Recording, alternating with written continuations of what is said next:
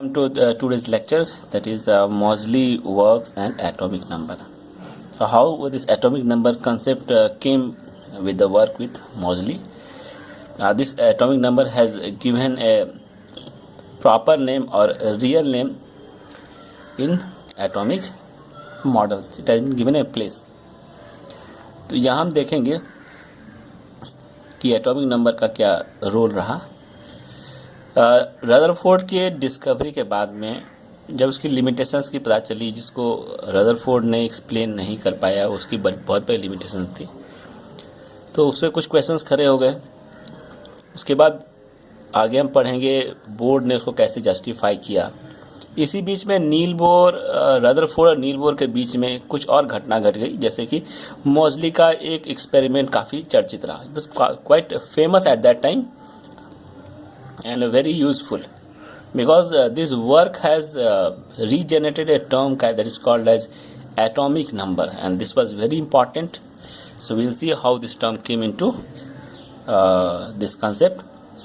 Actually, while he was doing one experiment that X-rays, he was producing X-rays from different metals when metals were used as a anode in the cathode ray discharge tube. X-ray कैसे बनता है, कैसे produce होता है, इसके बारे में सभी को पता था, एवरीवन नोज दैट। तो इसको उसने और भी अच्छे तरीके से समझना चाहा कि एक्सरे कुछ पार्टिकुलर एलिमेंट से होते हैं, तो हम सभी एलिमेंट का इस्तेमाल करते हैं, इसका यूज़ करते हैं, देखते हैं कि हर एलिमेंट का एक्सरे कैसा होता है। तो he found that bye bombarding high speed electrons on A metallic anode. तो ये एक डिस्चार्ज ट्यूब है, इसमें एक एनोड है, इसको एंटी कैथोड हमने नाम दिया है, फिर नाम रखा गया था कैथोड, और ये हमारा एनोड है। एनोड का मतलब ये है जो एंटी कैथोड के नाम से भी जाना जाता है। टारगेट मटेरियल, इसमें कैथोड से रेस निकलेंगे यहाँ से, और ये डायरेक्टली स्टिल जाके ये कैथोड पे हिट करेंगे। एंटी कैथोड यानी कि एनोड पे हिट करेंगे। एनोड किसी भी मेटल का हो सकता है, कैल्शियम लीजिए, सोडियम लीजिए, पोटासियम लीजिए, whatever you take metal, you take any metals, ठीक है। और हर एक मेटल से what happens after when electrons will strike with this anti cathode और anti cathode, so what will happen, they will produce a characteristic wavelength that is called X-ray. किसी भी metal से हो सकता है, ऐसा कोई ज़रूरी नहीं कि सिर्फ हैवी मेटल से हो, कोई मेटल हो सकता है। ये प्रूव हो गया, हो सकता है ऐसा। And when these X-rays were produced, so their frequency means you can say X-rays or their frequency of this different anti-anode producing from a different anti-anode from different anti-cathode that is anode were different in different metals. तो हर एक metals के लिए जो x ray का wavelength था वो एक उसकी फ्रीक्वेंसी डिफरेंट थी, वो उसका कैरेक्टरिस्टिक्स था। अगर हम सोडियम ले, सोडियम का एक्सेस अलग होगा, पोटासियम ले, पोटासियम का एक्सेस अलग होगा, कैल्शियम ले, कैल्शियम से मेटल से जो एक्सरे का निकलेगा उसका वेवलेंथ अलग होगा। वो एक कैरेक्टरिस्टिक प्रॉपर्टी होती है उसकी मेटल की। तो ये एक बहुत बड़ा इंपॉर्टेंट फिनोमेना था जिसको मोज़ले ने एक्सप्लेन किया कि मेटल वाइज हर एक मेटल की एक्सरे डिफरेंट होती है। अब उसको कैसे एक्सप्लेन किया, तो उसको उसने नाम दिया the elements emitted like having a characteristic x-ray, जैसे कि के रेज बताया, एल रेज बताया, उसकी सीरीज निकली। जब उसमें निकला तो बहुत सारे रेज निकले, उसको अल्फा, बीटा, गामा करके ऐसे लाइंस बताया गया, सीरीज ऑफ लाइंस से किया। दूसरे मेटल के लिए L alpha, beta, M rays ऐसे करके काफ़ी उसने बताया, अलग अलग मेटल्स के लिए अलग अलग करके नाम दिया। चूँकि उसका वेवलेंथ अलग था तो इसलिए रेज भी अलग अलग हो गया। एंड एक और मज़ेदार वाली बात है कि this x-rays were independent of the physical and chemical state of the element. तो ये भी डिफरेंट है कि अगर हम मेटल अलग लेंगे तो उसके रेज होगा वो भी अलग होगा, और उसकी फिजिकल और केमिकल स्टेट होगी मेटल की, वो भी बिल्कुल अलग होगी। तो ये सब कुछ प्रॉपर्टी जो थी बाद में धीरे धीरे क्लियर होने लगी एक्सरे से। मोज़ले ने क्या किया, मोज़ले ने क्या किया कि उसने बेसिकली, ये मैं आपको एक ग्राफ दिखा रहा हूँ, ये ग्राफ है हमारा। तो उसने दो केस लिया कि एक्सरेज तो मेटल से निकल रहे हैं, तो उसका हम फ्रीक्वेंसी लेते हैं और न्यूक्लियस का हम चार्ज लेते हैं। तो न्यूक्लियस का चार्ज तो पता ही था, उसके अंदर प्रोटॉन्स होते हैं, तो उसके पॉजिटिव चार्ज होते हैं। तो पॉजिटिव चार्ज और फ्रीक्वेंसी के बीच में हम रेशियो लेते हैं। तो उसने चार्ज तो नहीं लेकर उसने मास लिया और एक फ्रीक्वेंसी ली, square root of frequency mass ली। तो मास लेने के बाद उसको एक ग्राफ मिला, टेढ़ा मिला, जिगजैग टाइप ऑफ ग्राफ्स मिला ऐसे करके। ये रिलेटिव एटॉमिक मास है, क्योंकि उससे mass atomic mass of the key ज़्यादा चर्चा होती थी, ज़्यादा फेमस होता था, तो उसने ये ग्राफ लिया। और एक और कंसेप्ट लिया कि इसको हम मेटल्स को यूज़ करते समय ये ग्राफ में कुछ लाइंस इधर उधर हो गए, तो उसको ध्यान में रखते हुए कि उसने ऐसे एडजस्ट किया कि ये लाइन सीधा हो जाए। ठीक है, जब सीधा हो जाए तो उसने हर एक एलिमेंट्स के रेस को एडजस्ट करता गया, एक एक करके बढ़ाता रहा कि एक ऐसा कौन सा नंबर होना चाहिए जिसकी वजह से ये लाइन सीधा हो जाए। तो उसको एक इक्वेशन मिला, इसकी दौरान उसको लीनियर करने के दौरान उसको एक इक्वेशन मिला कि एक हम कांस्टेंट वैल्यू मान लेते हैं और बी हम क्या मानते हैं, constant for all the lines of the given series, और सभी लाइंस के लिए बी भी एक कांस्टेंट वैल्यू मानते हैं। ये एक प्रोपोर्शनली कांस्टेंट हो गया और हर एक लाइंस के लिए उसने कांस्टेंट वैल्यू लिया और इसको वो बढ़ाता रहा, 1 2 3 4 ऐसे बढ़ाता रहा। ठीक है, और ये उस मेटल्स की एक्सरे की जो फ्रीक्वेंसी है वो लिया। तो उसको ऐसे करने से उसको एक एग्जैक्टली स्ट्रेट लाइन मिल गया, स्ट्रेट लाइन मिल गया। इसका मतलब ये उसने ये कंक्लूजन निकाला कि हर एक मेटल्स का एक ऑर्डर है, लीनियर ऑर्डर है, एक सीरियल्स है, नंबर्स हैं, और उस सीरियल नंबर्स में वो एटम प्रॉपर ऑर्डर में जाता है। प्रॉपर ऑर्डर का मतलब हो गया कि पहले हम सोडियम लेंगे, उसके बाद मैग्नीशियम लेंगे, तो एक नंबर है। तो ऐसे करके उसने नंबर देना सोचा कि सोडियम के लिए उसने 11 नंबर दिया, मैग्नीशियम के लिए उसने 12 नंबर दिया। तो ऐसे कर लिए नंबर दिया, तो उसके नंबर देने से क्या हो गया कि उसकी लाइंस जो थी वो एक सीधी आ गई। तो ये अगर हम नंबर लेते हैं तो frequency, square root of frequency इस नंबर के प्रोपोर्शनली सीधी आएंगी। अगर हम मास लेते हैं तो इसमें सीधी नहीं आएगी। तो नंबर का मेटल के साथ में कुछ ना कुछ नाता है, कुछ न कुछ रिलेशनशिप है, और उस रिलेशनशिप का नाम दिया गया एटॉमिक नंबर, जो कि हम जेड के नाम से जानते हैं। एटॉमिक नंबर एक बहुत बड़ा इंस्ट्रूमेंट बन गया।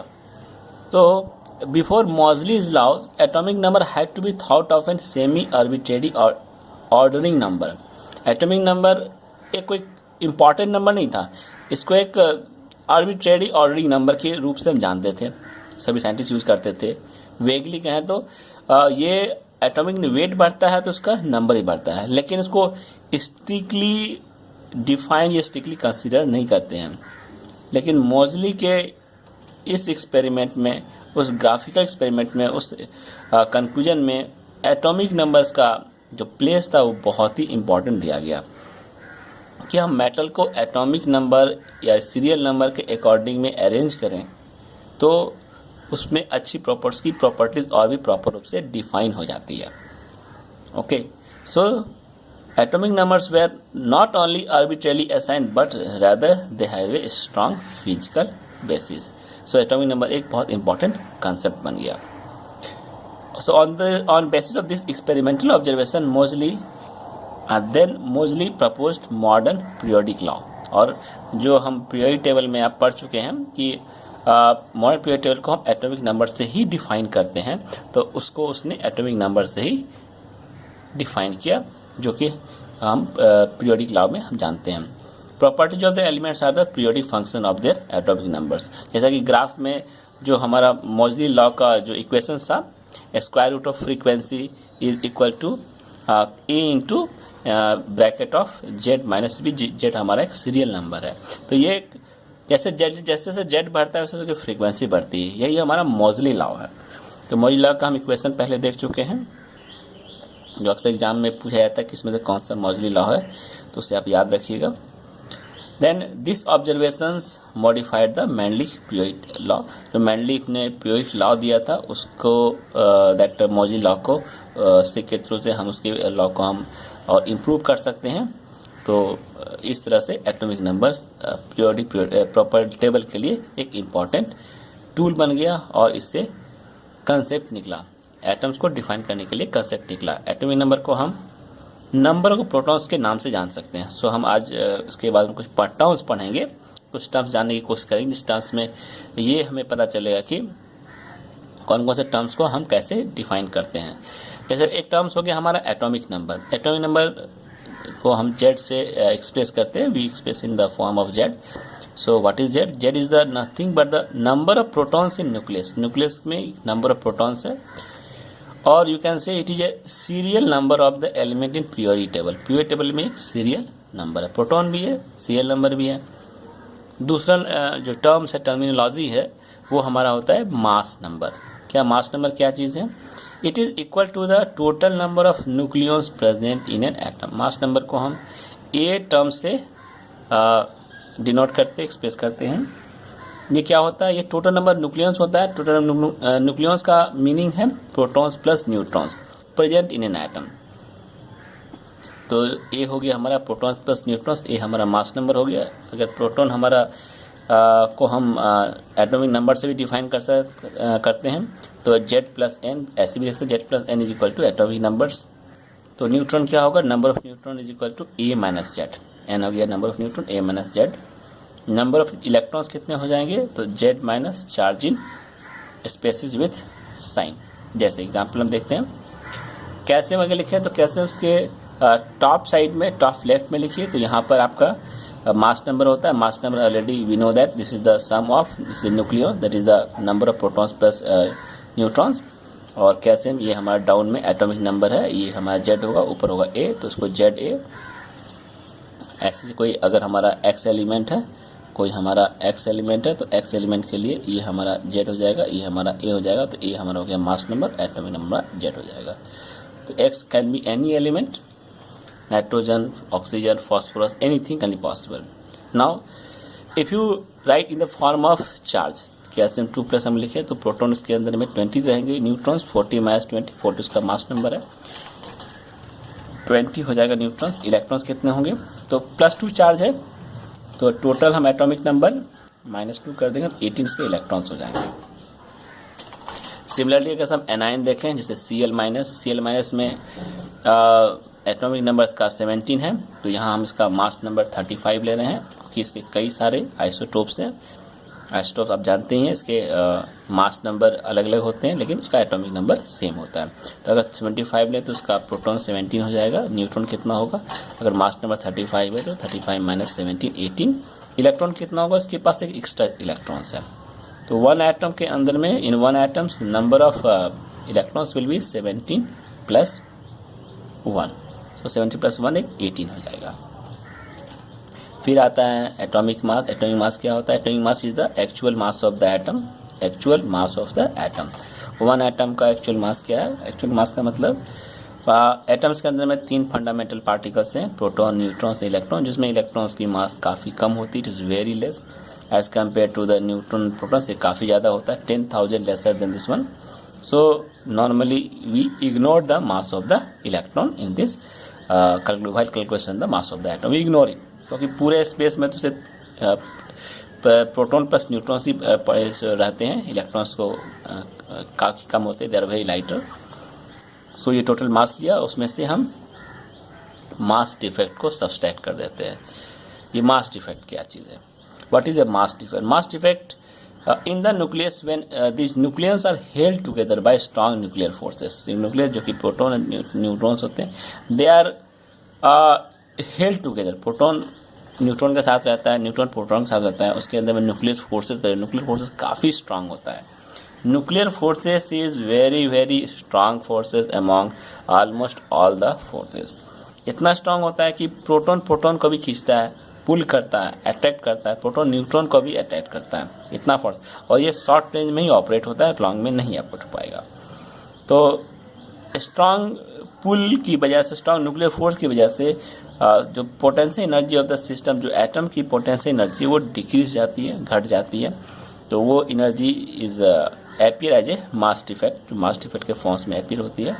इसको हम लोग आइंस्टाइन के इक्वेशन से ही समझ सकते हैं। सो जो एक्चुअल मास होगा वो कभी भी इन तीनों का सम टोटल नहीं होगा, उसमें हमेशा मास डिफेक्ट होगा। चूँकि न्यूक्लियर फोर्स ऑपरेट करता है तो मास डिफेक्ट से उसकी मास घट जाती है। तो कभी भी हम प्रोटॉन का मास, न्यूट्रॉन का मास जो आप जानते हैं, प्रोटॉन का मास जो कि होता है हमारा, जो लिखते हैं हम, मास of the proton is 1.672 into 10⁻⁻24 ग्राम। जो हम लिखते हैं मास of the neutron is 1.675 into 10⁻⁻24 ग्राम। और मास ऑफ द इलेक्ट्रॉन जो हम लिखते हैं 9.1 इंटू 10⁻⁻28 ग्राम। तो ये इसका मास है, लेकिन मास डिफेक्ट से ये मास को भी हम कभी लिखते हैं, उसके लिए हम यूज़ करते हैं यू का मतलब हो गया एटॉमिक मास यूनिट। जो मास डिफाइन होता है 1.66 इंटू -24 ग्राम, इस मास को डिफाइन करते हैं, जो कि इन दोनों का इसमें से मास डिफेक्ट को सबस्टेट किया गया है, तब ये मास लिया गया। ये मास प्रोटॉन का भी हो सकता है, न्यूट्रॉन का हो सकता है, इलेक्ट्रॉन का नहीं हो सकता है। सिर्फ प्रोटॉन या न्यूट्रॉन किसी दोनों का पार्टिकल का मास होता है। तो हम सिर्फ नंबर ऑफ पार्टिकल काउंट करके हम इसके वेट से मल्टीप्लाई करके उसका एटॉमिक मास हम बताते हैं। So most of the element found in nature is not isotopically pure. Element में, नेचर में बहुत सारे जो एलिमेंट्स हैं वो आइसोटॉपिकली प्योर नहीं होते हैं। उनके एटॉमिक मास को हम एवरेज एटॉमिक मास के फॉर्म में रिपोर्ट करते हैं, बताते हैं। एवरेज एटॉमिक मास का मतलब हो गया कि एक एलिमेंट के बहुत सारे आइसोटोप्स हो सकते हैं। तो हम किसी एक मतलब सेम एलिमेंट के बहुत सारे आइसोटोप्स हो सकते हैं। तो उसके लिए फॉर्मूला जो कि पिछले लेक्चर्स में एग्जाम्पल के साथ बताया जा चुका है, एक बार once again I am repeating. So this is summation of percentage of abundance into atomic mass of the isotope divide by 100। This is the percentage abundance. तो एक एग्जाम्पल देखिए, फिर से देखते हैं। ये क्रोमियम के एग्जाम्पल्स हैं 50, 51, 52, 53। ये 4 आइसोटोप्स हैं, इसके डिफरेंट मास नंबर्स हैं। ये इसका आइसोटोपिक मास है, जो कि एटम का मास दिया हुआ है। ये मास नंबर इसका मास दिया हुआ है। और ये नेचर में जो अवेलेबिलिटी है, how much it is present in the nature in the form of fractional. तो ये 0.04% है, 83% है। 0.09% अगर परसेंटेज फॉर्म में लिखे, ये 0.02% है, काफ़ी कम है। तो हम इसके प्रोडक्ट को मल्टीप्लाई करके ऐड कर देंगे, तो ये हमारा सॉल्व किया हुआ प्रॉब्लम है। Average atomic mass is summation of isotopic mass into the fractional abundance. ये क्रोमियम 50 के लिए, क्रोमियम 51 के लिए, ये क्रोमियम 52 के लिए, ये क्रोमियम 54 के लिए। तो if you solve all this things and divide by 100, इसको 100 से डिवाइड भी करना होगा। So if you divide whole thing by 100, so you will get 51.99 u. ये हमारा इतना यू हो जाएगा। ये एवरेज एटॉमिक मास क्रोमियम का होगा, जो कि आपको पीरियोडिक टेबल में एटॉमिक मास में एवरेज के फॉर्म में हमें मिलता है। वो आइसोटोपिक मास होता है, average isotopic mass of the average atomic mass of the particular element जो होता है। तो इस चीज़ को आप ध्यान रखिए। क्वेश्चंस किसी भी फॉर्म में आ सकते हैं। अगर if you have a proper concept clear, then you can give reasons in proper manner.